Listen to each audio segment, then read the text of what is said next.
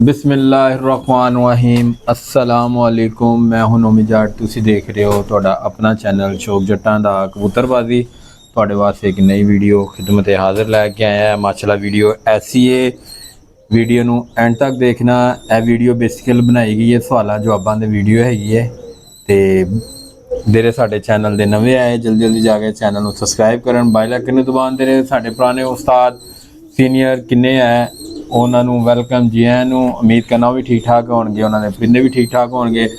ਇਹ ਉਸਤਾਦ ਜੀ ਦੇ ਦੋਸਤ ਵੀ ਇਹ ਹੈਗੇ, ਇਹਨਾਂ ਦੀ ਪਾਰਟੀ ਹੈ ਉਸਤਾਦ ਨਿਆਬ हैदर ਪਾਰਟੀ ਦੇ ਹੈ। ਉਹਨਾਂ ਵਿੱਚ ਸ਼ਾਗਿਰਦ ਹੈ ਉਹਨਾਂ ਦੇ ਛੋਟੇ ਭਰਾ ਦੇ ਉਸਤਾਦ ਸ਼ਦਾਬ हैदर ਤੇ ਉਹਨਾਂ ਦੇ ਸ਼ਾਗਿਰਦ ਇਹਨਾਂ ਦਾ ਨਾਮ ਹੈ ਅਦਨਾਨ ਭਾਈ। ਵੀਡੀਓ ਕਰਨੇ ਆ ਸਟਾਰਟ ਤੇ ਤੁਸੀਂ ਟੌਪਿਕ ਤੁਹਾਨੂੰ ਮੈਂ ਪਹਿਲੇ ਹੀ ਦੱਸਤਾ ਹੈਗਾ, ਵੀਡੀਓ ਐਂਡ ਤੱਕ ਦੇਖਣਾ ਤੇ ਤੁਹਾਨੂੰ ਮਜ਼ਾ ਵੀ ਆਏਗਾ। ਹਰ ਇੱਕ ਚੀਜ਼ ਦੇ ਬਾਰੇ ਚ ਉਸਤਾਦ ਜੀ ਦੱਸਣਗੇ ਤੁਹਾਨੂੰ। ठीक है, अस्सलाम वालेकुम उस्ताद जी। वालेकुम अस्सलाम वरहमतुल्लाहि वबरकातुहू। की हाल चाल है उस्ताद जी? ठीक ठाक जी अल्हम्दुलिल्लाह, तुही सब खैरियत ना? तो अल्लाह का शुक्र ठीक ठाक। अल्लाह पाक सेहत तंदुरुस्ती दी जिंदगी अता फरमाए सब दोस्तां भरावां नूं। आमीन। अस्सलाम वालेकुम अदनान भाई, की हाल है? सलाम। की हाल चाल है अदनान भाई? ठीक ठाक सब खैरियत है? अदनान भाई तुसी उस्ताद जी नाल किस चीज़ के बारे च सवाल करना चाहते हो? वीडियो करो सवाल जवाब। माशाअल्लाह उस्ताद तुहाडी ਦੀਆਂ ਬੜੀਆਂ ਮੂਵੀਆਂ ਦੇਖੀਆਂ ਨੇ जी जी जी, ਮੈਨੂੰ ਪਸੰਦ ਵੀ ਆਈਆਂ ਨੇ। जी जी, मैं एक सवाल करने वास्ते स्पेशल ਇਹਨਾਂ ਕੋਲ ਆਇਆ ਅੱਜ मैं, ठीक हो गया क्योंकि मेरे बचपन के दोस्त भी ने लेकिन आज तक मैं उन्हें सवाल नहीं किया। जी जी, लेकिन मैं पहला ते आखिरी सवाल ना करना बस। अच्छा दोबारा पता नहीं ना सवाल मैं करना या नहीं करना। अच्छा मेरे घर एक टैडी जोड़ा है जी जी, वो बच्चे अन्ने कटदा है साजी, वो की वजह है? ਇਹਦਾ ਮੈਨੂੰ ਤੁਸੀਂ ਜਵਾਬ ਦਿਓ ਦੋਸਤੋ। ਇਹ ਬੜੀ ਮਜ਼ੇ ਦੀ ਵੀਡੀਓ ਹੋਣੀ ਜੇ, ਵੀਡੀਓ ਪ੍ਰੋਪਰ ਦੇਖਣੀ ਦੇ, ਪ੍ਰੋਪਰ ਤਸੱਲੀ ਨਾਲ ਈਜ਼ੀਲੀ ਹੋ ਕੇ ਇੱਧਰ ਉੱਧਰ ਬਲਕਿ ਹੈਂਡ ਫੀ ਲਾ ਕੇ ਵੇਖਣਾ ਤਸੱਲੀ ਨਾਲ। ਵੀਡੀਓ ਬੜੀ ਮਜ਼ੇ ਦੀ। ਅਦਨਾਨ ਭਾਈ ਦਾ ਸਵਾਲ ਹੈ, ਇਹਨਾਂ ਘਰ ਇੱਕ ਟੈਡੀ ਕਬੂਤਰ ਲਾਇਆ, ਜੋੜਾ ਲਾਇਆ ਟੈਡੀਆਂ ਦਾ, ਉਹ ਬੱਚੇ ਅੰਨੇ ਕੱਢਦਾ ਹੈ, ਕੀ ਵਜ੍ਹਾ ਹੈ ਕੀ ਨਹੀਂ ਹੈ? ਉਹਨੇ ਉਸਤਾਦ ਜੀ ਨਾਲ ਸਵਾਲ ਕੀਤਾ ਤੇ ਜੀ ਉਸਤਾਦ ਜੀ ਯਾਰ ਗੱਲ ਪਤਾ ਕੀ ਹੈ, ਇਹਦੀਆਂ 100 ਵਜੂਹਾਤਾਂ ਹੋ ਸਕਦੀਆਂ ਨੇ।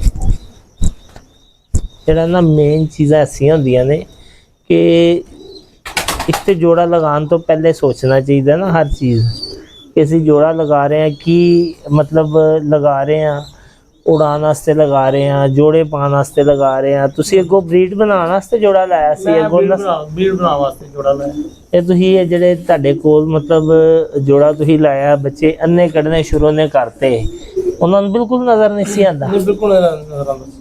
ਤੁਹਾਨੂੰ ਕਿਸ ਤਰ੍ਹਾਂ ਫੀਲ ਹੋਇਆ ਕਿ ਇਹਨਾਂ ਨੂੰ ਨਜ਼ਰ ਹੀ ਨਹੀਂ ਆਉਂਦਾ? ਉਹ ਜਦੋਂ ਥੋੜੇ ਵੱਡੇ ਹੋਏ ਨੇ, ਮੈਂ ਜਦੋਂ ਦੇਖਿਆ ਨਾ ਤੇ ਉਹ ਕੋਈ ਇੱਧਰ ਜਿਹੜੇ ਚੋਗਾ ਲੈਂਦੇ ਸਿਰ ਆਪਣੇ ਮਾਂ ਪਿਓ ਕੋ। ਅੱਛਾ। ਬਾਕੀ ਦਾਣਾ ਨਹੀਂ ਉਹਨੇ ਖਾਦਾ, ਵੱਡੇ ਵੀ ਹੋ ਕੇ ਦਾਣਾ ਨਾ ਖਾਣ। ਜਦੋਂ ਮੈਂ ਹੱਥ ਹੀ ਫੜ ਕੇ ਕੋਲ ਦਾਣਾ ਕਰਦੇ ਫਿਰ ਹਲਕੀ ਚੁੰਝ ਮਾਰਨੀ ਸ਼ੁਰੂ ਕਰਦੇ ਸੀ ਬੱਚੇ। ਅੱਛਾ। ਥੋੜਾ ਬਹੁਤਾ ਮੇਰੇ ਖਾਣਾ ਕਿ ਇਸ ਤਰ੍ਹਾਂ ਅਦਨਾਨ ਭਾਈ ਕਹਿ ਰਹੇ ਫੜ ਕੇ ਹੱਥ ਦੇ ਕੋਲ ਕਰਨਾ, ਮੈਨੂੰ ਫੀਲ ਹੁੰਦਾ ਹੈ ਜੇ ਇਹਨਾਂ ਦੀ ਗੱਲ ਤੋਂ ਲੱਗਦਾ ਹੈ ਕਿ ਉਹਨੂੰ ਹਲਕਾ ਹਲਕਾ ਨਜ਼ਰ ਆਉਂਦਾ ਹੋਏਗਾ। ਬਿਲਕੁਲ ਅੰਨੇ ਨਹੀਂ ਹੋਣਗੇ। ਬਿਲਕੁਲ ਅੰਨੇ ਸੀ। ਬਿਲਕੁਲ ਬਾਹਰ ਛੱਡਦਾ ਨਾ, ਖੁੱਡੇ ਬਾਹਰ ਛੱਡ ਦਿੱਤਾ ਹੈ ਹਾਂ ਤੇ ਉਹ ਕੰਧ ਹੀ ਵੱਜਦੇ ਸੀ ਜਾ ਕੇ।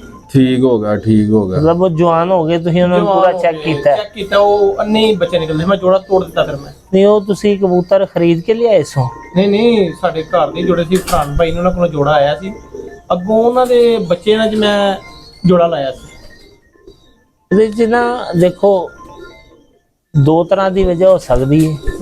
ਇੱਕ ਕਿ ਉਹ ਵਾਲੀ ਜਗ੍ਹਾ ਜਿੱਥੇ ਉਹ ਜੋੜਾ ਬੱਚੇ ਕੱਢ ਰਿਹਾ ਸੀ, ਠੀਕ ਹੈ, ਉਸ ਜਗ੍ਹਾ ਤੇ ਵੀ ਮਸਲਾ ਹੋ ਸਕਦਾ ਹੈ ਕਿ ਉਹਦੇ ਤੋਂ ਥੱਲੇ ਵਾਲਾ ਕਰੇਟ, ਉਹਦੇ 'ਚ ਹੋ ਸਕਦਾ ਕਿ ਇੰਨੀਆਂ ਕਿ ਬਿਠਾ ਹੋਣ ਕਿ ਗੈਸ ਬਣ ਕੇ ਉਹਨਾਂ ਦੀਆਂ ਅੱਖਾਂ ਨੂੰ ਪੈਂਦੀ ਰਹੀ ਹੈ ਬਚਪਨ 'ਚ ਹੀ, ਤੇ ਉਹਨਾਂ ਦੀਆਂ ਅੱਖਾਂ ਖਰਾਬ ਹੋ ਸਕਦੀਆਂ, ਉਹਨਾਂ ਦੀ ਨਜ਼ਰ ਜਾ ਸਕਦੀ ਹੈ। ਠੀਕ ਹੈ। ਇੱਕ ਇਹਦੇ ਤੋਂ ਵੀ ਅਹਿਮ ਜਿਹੜੀ ਚੀਜ਼ ਹੈ ਦੋਸਤੋ, ਇਹ ਬੜੀ ਪੁਆਇੰਟ ਦੀ ਗੱਲ ਹੈ ਜੇ ਇਹ ਤੁਸੀਂ ਇਹ ਨੋਟ ਕਰ ਲੈਣਾ ਤਾਂ ਤੁਹਾਨੂੰ ਇਨਸ਼ਾਅੱਲਾ ਇਹਦਾ ਕਦੀ ਜ਼ਿੰਦਗੀ 'ਚ ਇਤਫਾਕ ਹੋਇਆ ਕਦੀ ਇਸ ਤਰ੍ਹਾਂ ਦਾ ਕੋਈ ਤੁਸੀਂ ਜੋੜਾ ਲਗਾਓਗੇ ਔਰ ਤੁਹਾਡੇ ਸਾਹਮਣੇ ਵੀ ਆ ਜਾਏਗਾ ਕਿ ਇਸ ਤਰ੍ਹਾਂ ਵੀ ਹੋ ਜਾਂਦਾ।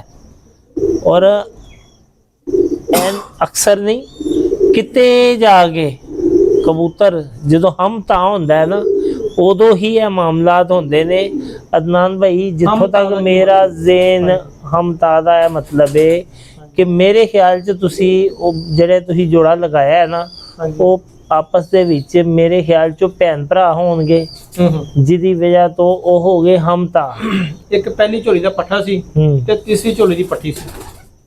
देखो ਭੈਣ ਭਰਾ ਹੀ ਹੋ ਗਏ ਨਾ ਆਪਸ ਚ भैन भरा हो गए हम ता हो गए ਹਮ ਤਾਂ ਹੋ ਗਿਆ ਠੀਕ ਹੋ ਗਿਆ देखो जो कबूतर हम ता होंदा है ना ਉਹਦੇ ਚ ਕਾਫੀ ਸਾਰੀਆਂ ਐਸੀਆਂ ਚੀਜ਼ਾਂ ਨੇ ਕਿ ਜਿਹਦੇ ਚ ਖਰਾਬੀਆਂ ਪੈਦਾ ਹੋਣੀਆਂ ਸ਼ੁਰੂ ਹੋ ਜਾਂਦੀਆਂ ਠੀਕ ਹੈ ਨਾ ਤੇ ਕੋਸ਼ਿਸ਼ ਹੈ ਕਰੋ ਕਿ ਜੋੜਾ ਭੈਣ ਭਰਾਵਾਂ ਦਾ ਲਾਓ ਹੀ ਨਾ ਲਓ ਜੀ ਨਾ ਜੇ ਲਗਾਣਾ ਵੀ ਹੈ ਤੇ ਕੋਈ ਘੱਟ ਤੋਂ ਘੱਟ ਵੀ ਕੋਈ 4-5 ਝੋਲਾਂ ਦਾ ਫਰਕ ਪਾ ਕੇ ਫੇਰ ਫਿਰ ਲਗਾਓ ਲਗਾਓ ਠੀਕ ਹੈ ਆ ਕੁਝ ਦੋਸਤ ਭਰਾ ਐਸੇ ਵੀ ਨੇ ਉਤਲੀ ਥੜਲੀ ਝੋਲ ਦਾ ਵੀ ਪੱਠੀ ਪੱਠਾ ਆਪਸ ਚ ਜੋੜਾ ਲਗਾ ਦਿੰਦੇ ਨੇ ਉਹਦੇ ਚ ਕੀ ਹੁੰਦਾ ਪਰਾਂ ਚ ਖਰਾਬੀ ਪੈਦਾ ਹੋ ਜਾਂਦੀ ਪਰਾਂ ਚ ਵੀ ਖਰਾਬੀ ਪੈਦਾ ਹੋ ਜਾਂਦੀ ਹੈ ਕਿਸੇ ਦੀ ਦੁਮ ਲੰਮੀ ਨਿਕਲ ਆਈ ਪਰ ਛੋਟੇ ਰਹਿ ਗਏ ਕਿਸੇ ਦੇ ਪਰ ਜ਼ਿਆਦਾ ਲੰਬੇ ਨਿਕਲ ਆਏ ਦੁਮ ਛੋਟੀ ਰਹਿ ਗਈ ਕਿਸੇ ਦੇ ਪਰ ਇੱਕ ਪੱਲਾ ਵੱਡਾ ਹੋ ਗਿਆ ਇੱਕ ਛੋਟਾ ਹੋ ਗਿਆ ਕਈਆਂ ਦੇ ਪੱਲਿਆਂ 'ਚ ਇੱਕ ਸਾਈਡ ਤੇ ਗੈਪ ਆ ਗਿਆ ਇੱਕ ਸਾਈਡ ਤੇ ਇੰਜ ਪਰ ਮਿਲੇ ਹੋਏ ਨੇ 100 ਤਰ੍ਹਾਂ ਦੀਆਂ ਖਰਾਬੀਆਂ ਪੈਦਾ ਹੋ ਜਾਂਦੀਆਂ ਪਰ ਟਿੜ ਹੋਈ ਇਹਨਾਂ ਦੀ ਕੋਸ਼ਿਸ਼ ਹੈ ਕਰੋ ਕਿ ਜੋ ਜੋੜਾ ਤੁਸੀਂ ਲਗਾਉਣਾ ਹੈ ਨਾ ਕਿ ਜਿਹੜਾ ਤੁਸੀਂ ਇੱਕ ਬਲੈਡ ਵੀ ਲਗਾ ਰਹੇ ਹੋ ਨਾ ਜੀ ਉਹਨੂੰ ਤੁਸੀਂ ਕਮ ਸੇ ਕਮ ਕੋਈ 4 ਤੋਂ 5 ਝੋਲੀਆਂ ਦਾ ਫਰਕ ਰੱਖ ਕੇ ਫਿਰ ਕੋਈ ਪੱਟੀ ਪਟਾ ਆਪਸ 'ਚ ਲਗਾਓ ਠੀਕ ਹੋ ਜਿਹੜਾ ਨਾ ਇਹ ਕਲੋਜ਼ ਜਿਹੜਾ ਬਲੱਡ ਉਹ ਨਹੀਂ ਲਗਾਉਣਾ ਚਾਹੀਦਾ ਹਮ ਤਾਂ ਮਤਲਬ ਇਹੀ ਹੈ ਕਿ ਇੱਕੋ ਹੀ ਨਸਲ ਦੇ ਇੱਕੋ ਹੀ ਜੋੜੇ ਦੇ ਤੁਸੀਂ ਅੱਗੇ ਆਪਸ 'ਚ ਭੈਣ ਭਰਾ ਆਪਸ 'ਚ ਲਗਾ ਰਹੇ ਹੋ ਠੀਕ ਤੇ ਉਹਨਾਂ 'ਚ ਉਹ ਹੁੰਦੇ ਆ ਹਮ ਤਾਂ ਹੋ ਗਏ ਮਤਲਬ ਕਿ ਆਪਸ 'ਚ ਵੱਜ ਕੇ ਖਰਾਬੀ ਪੈਦਾ ਹੋ ਜਾਂਦੀ ਹਾਂ ਜਦੋਂ ਹਮ ਤਾਂ ਹੋ ਜਾਂਦਾ ਨਾ ਕਬੂਤਰ ਉਹਦੇ 'ਚ ਕਾਫੀ ਸਾਰੀਆਂ ਖਰਾਬੀਆਂ ਪੈਦਾ ਹੋ ਜਾਂਦੀਆਂ ਤੇ ਕੋਸ਼ਿਸ਼ ਕਰੋ ਕਿ ਇਹੋ ਜਿਹਾ ਜੋੜਾ ਨਾ ਲਗਾਓ ਠੀਕ ਹੋ ਗਿਆ 4-5 ਝੋਲਾਂ ਤੋਂ ਬਾਅਦ ਬੰਦਾ ਕੋ 5 ਕੇ ਝੋਲਾਂ ਕਮ ਅਜ਼ ਕਮ ਠੀਕ ਹੋ ਗਿਆ ਕੋਸ਼ਿਸ਼ ਕਰੋ ਕਿ 4 ਜਾਂ 5 ਝੋਲਾਂ ਦਾ ਫਰਕ ਪਾ ਕੇ ਫਿਰ ਜੋੜਾ ਲਗਾਓ ਉਤਲੀ ਥੜਲੀ ਝੋਲ ਦਾ ਵੀ ਜੋੜਾ ਨਾ ਲਗਾਓ ਠੀਕ 2 ਝੋਲਾਂ ਦਾ ਫਰਕ ਪਾ ਕੇ ਵੀ ਨਾ ਲਗਾਓ 3 ਝੋਲਾਂ ਦਾ ਫਰਕ ਵੀ ਪਾ ਕੇ ਨਾ ਲਗਾਓ ਕੋਸ਼ਿਸ਼ ਕਰੋ ਕਿ ਪੱਠਾ ਜਿਹੜਾ ਉਹ ਪਹਿਲੀ ਝੋਲ ਦਾ ਅਗਰ ਤੇ ਪੱਠੀ ਉਹਦੇ ਨਾਲ ਕੋਈ 5ਵੀਂ ਕੀ ਝੋਲ ਦੀ 6ਵੀਂ ਝੋਲ ਦੀ ਪੱਠੀ ਲਗਾਓ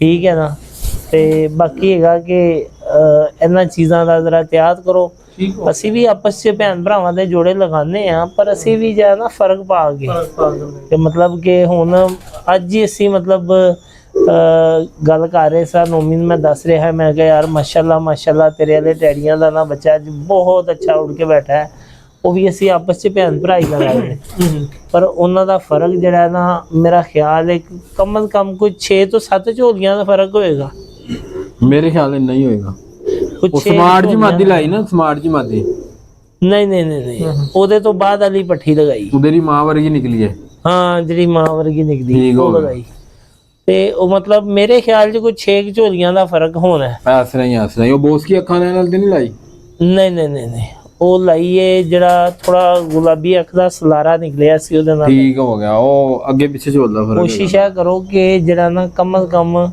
ਦੇਖੋ 2-3 ਝੋਲਾਂ ਜਦੋਂ ਹੁੰਦੀਆਂ ਨਾ 2-3 ਝੋਲਾਂ ਪਹਿਲੀਆਂ ਜਿਹੜੀਆਂ ਹੁੰਦੀਆਂ ਉਹਦੇ 'ਚ ਜਦੋਂ ਤੁਸੀਂ ਜੋੜਾ ਲਗਾਉਂਦੇ ਹੋ ਨਾ ਬਲੱਡ ਦੀ ਵਿਲ ਪਾਵਰ ਜਿਹੜੀ ਨਾ ਜ਼ਿਆਦਾ ਹੁੰਦੀ ਹੈ ਜ਼ਿਆਦਾ ਹੋ ਗਿਆ ਠੀਕ ਹੈ ਉਹ ਜਿਵੇਂ ਬੱਚੇ ਤੁਸੀਂ ਆਪਣੇ ਵੱਲ ਸਾਡੇ ਵੱਲ ਵੇਖ ਲਓ ਜਿੰਨ ਬੱਚੇ ਹੁੰਦੇ ਜਾਂਦੇ ਨੇ ਉਸ ਤਰ੍ਹਾਂ ਖੂਨ ਦੀ ਗਰਮੈਸ਼ ਘਟਦੀ ਜਾਂਦੀ ਤੇ ਜਦੋਂ ਇਹਨਾਂ ਦੀ ਗਰਮੈਸ਼ ਖੂਨ ਦੀ ਘਟਦੀ ਜਾਂਦੀ ਹੈ ਨਾ ਫਿਰ ਅੱਗੋਂ ਜਿਹੜਾ ਤੁਸੀਂ ਮਤਲਬ ਕੋਈ ਚੌਥੀ 5ਵੀਂ ਜਾਂ 6ਵੀਂ ਝੋਲੀ ਦੀ ਪੱਠੀ ਲਗਾਓਗੇ ਪੱਠੇ ਪਹਿਲੀ ਝੋਲ ਦੇ ਪੱਠੇ ਨਾਲ ਉਹ ਤੁਸੀਂ ਲਗਾਓਗੇ ਤੇ ਤੁਹਾਡਾ ਜੋੜਾ ਅੱਛਾ ਕੰਮ ਵੀ ਕਰੇਗਾ ਔਰ ਉਹਦਾ ਬੱਚਾ ਉੱਡੇਗਾ ਵੀ ਘਰ ਵੀ ਹੋਏਗਾ ਜਿਸ ਤਰ੍ਹਾਂ ਦਾ ਤੁਸੀਂ ਸੋਚ ਕੇ ਲਗਾਓਗੇ ਉਸ ਤਰ੍ਹਾਂ ਦਾ ਅੱਲਾ ਦੀ ਮਿਹਰਬਾਨੀ ਨਾਲ ਨਿਕਲੇਗਾ ਵੀ ਤੇ ਬਾਕੀ ਦੋਸਤੋ ਇਹੀ ਜਵਾਬ ਸੀ ਇਹੀ ਸਵਾਲ ਸੀ ਇਹਨਾਂ ਦਾ ਤੇ ਜੋ ਸਾਨੂੰ ਜਿੰਨੀ ਕਿ ਸਮਝ ਹੈਗੀ ਏ ਅਸੀਂ ਤੁਹਾਨੂੰ ਦੱਸ ਦਿੱਤਾ ਹੈ ਠੀਕ ਹੈ ਹੁਣ ਤੁਸੀਂ ਹੋਰ ਕੋਈ ਮਤਲਬ ਪੁੱਛਣਾ ਚਾਹੁੰਦੇ ਹੋ ਨਾਲੇ ਤੁਸੀਂ ਗੱਲ ਕਰਤੀ ਹੈ ਕਿ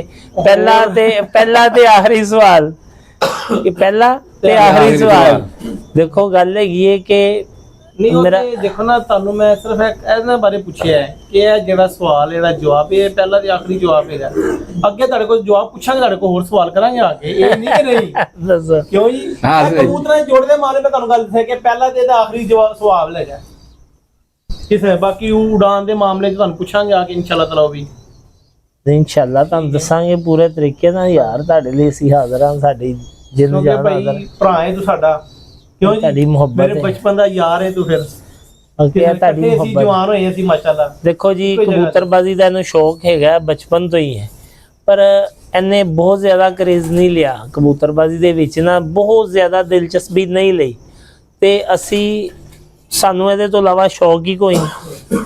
ਸਾਨੂੰ ਮਤਲਬ ਕਿ ਕਹਿ ਲਓ ਕਿ ਕਬੂਤਰਾਂ ਨਾਲ ਇੱਕ ਕਿਸਮ ਦਾ ਕਹਿ ਲਓ ਇਸ਼ਕ ਹੈਗਾ। ਅਸੀਂ ਕਬੂਤਰਾਂ ਦੇ ਨਾਲ ਨਾ ਪੂਰਾ ਲਵ ਕਰਨੇ ਆ ਤੇ ਸਾਨੂੰ ਬਹੁਤ ਜ਼ਿਆਦਾ ਉਡਾਨ ਦਾ ਵੀ ਜਨੂਨ ਹੈ ਤੇ ਸਾਨੂੰ ਜੋੜੇ ਬਣਾਉਣ ਦਾ ਜੋੜੇ ਲਗਾਉਣ ਦਾ ਵੀ ਜਨੂਨ ਹੈਗਾ। ਤੇ ਬਚਪਨ ਤੋਂ ਹੀ ਇਹ ਵੀ ਦੇਖਦਾ ਆ ਰਿਹਾ, ਅਸੀਂ ਵੀ ਮਤਲਬ ਇਹਨੂੰ ਦੇਖਦੇ ਆ ਰਹੇ ਹਾਂ ਕਿ ਇਹਨੇ ਘਰ 2 ਜੋੜੇ ਰੱਖੇ ਜਾਂ 3 ਜੋੜੇ ਰੱਖੇ ਨੇ। ਇੱਥੋਂ ਤੱਕ ਕਿ ਮਤਲਬ ਤੁਹਾਨੂੰ ਯਾਦ ਹੋਏਗਾ ਮੈਂ ਤੁਹਾਡੇ ਵਾਲੇ ਇੱਕ ਜੋੜਾ ਭੇਜਿਆ ਔਰ ਅਲੀ ਵਾਲੇ ਤੇ ਬਟੇਰੇ ਦਾ ਕਰਾਸ। ਉਹ ਮੇਰੇ ਘਰ ਜਦੋਂ ਇਹ ਮਤਲਬ ਮੈਂ ਇਹਨਾਂ ਨੂੰ ਵਧਾ ਰਿਹਾ ਸਾਂ ਨਾ ਤੇ ਜਦੋਂ ਮੈਂ ਇਹਨਾਂ ਨੂੰ ਜਿਸ ਤਰ੍ਹਾਂ ਕਿ ਮੈਂ ਤੁਹਾਨੂੰ ਦੱਸਿਆ ਹਮਤਾ ਹੋਣ ਦੀ ਵਜ੍ਹਾ, ਠੀਕ ਹੈ, ਇਹ ਮੈਂ ਆਪਣੇ ਘਰ ਮੇਰੇ ਘਰ ਜ਼ਾਤੀ ਤਜਰਬਾ ਹੈ। ਇਹ ਦੇਖੋ ਮੈਂ ਕੋਈ ਕਿਸੇ ਕੋਲੋਂ ਸੁਣੀ ਸੁਣਾਈ ਗੱਲ ਨਹੀਂ ਕਰ ਰਿਹਾ, ਠੀਕ ਹੈ। ਮੇਰੇ ਘਰ ਇਸ ਤਰ੍ਹਾਂ ਹੋਇਆ।